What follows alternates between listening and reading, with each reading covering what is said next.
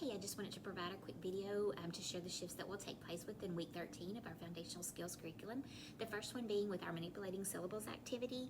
It's called adding words. It's to support students' ability to add a word to the end of another word to make a new word.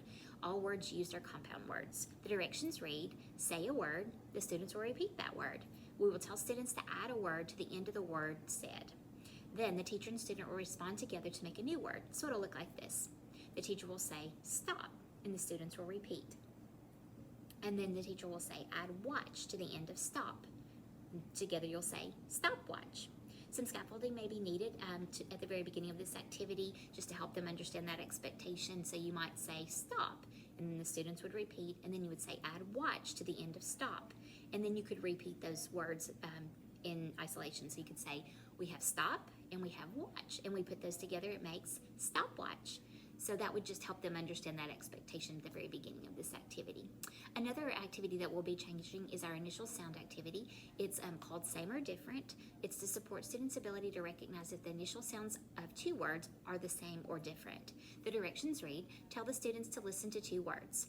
Tell them to repeat each word and decide if they have the same initial sound or different initial sound.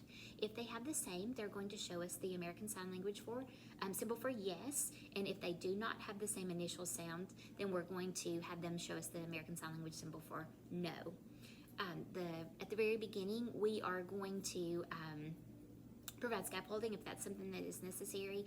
We also are going to snatch the beginning sound at the very beginning, and then we'll say the word on the curve. It looks a little bit different in the instructions, but I think that'll help them understand that that is that beginning sound that we are looking for. So it'll look like this. D, down, d, duck.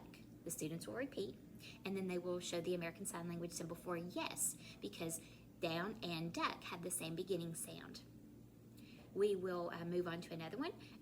The words fun, less, and then the students will repeat, and then they will show you the American Sign Language for no, because fun and less have different beginning sounds, f and That just helps them kind of see that there is a difference there if you repeat those sounds again.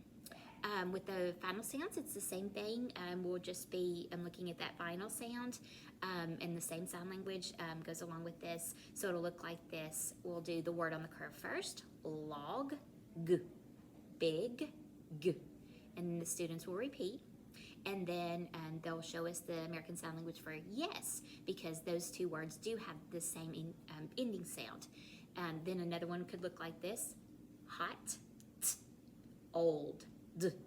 And we would say, they would repeat that, and then they would show us the American Sign Language for no, because hot and old have different ending sounds, t and d. That way you repeat those so that they will have that understanding. So the last activity that I wanted to share today is our medial sound activity, which is Snatch the Sound. It's to support students' ability to recognize the medial sound of a one-syllable word. The directions read to tell the students to imagine that a word is coming out of their mouth. Their job will be to snatch the middle sound that they hear with their hands.